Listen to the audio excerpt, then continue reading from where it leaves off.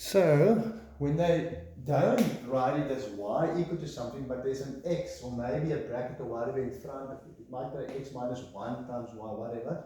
Your first step then is to get y alone. You must get y alone before you can differentiate it. Okay? So we're going to just divide everything by x. Okay, divide this by x as well. Okay, so then the x is cancelled out there. And then you've got y equal to square root of 3 times x to the power negative 1, when you take it up.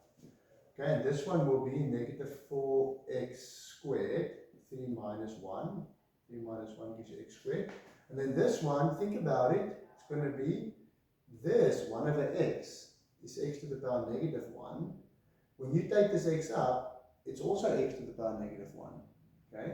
So you can do it in one step if you want to. You can say 1 over x becomes x to the power negative 1. X goes up, it becomes x to the power negative 1. So this whole part becomes x to the power negative 2, if you think about it.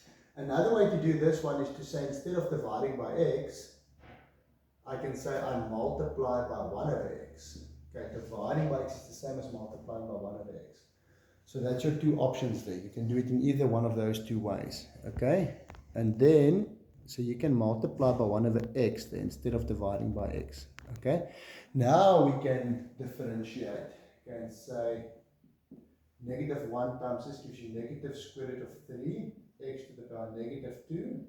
2 times negative 4 is negative 8, x to the power 1. And this one becomes negative 2, x to the power negative 3. Negative 2 times the 1. And then you leave it like that.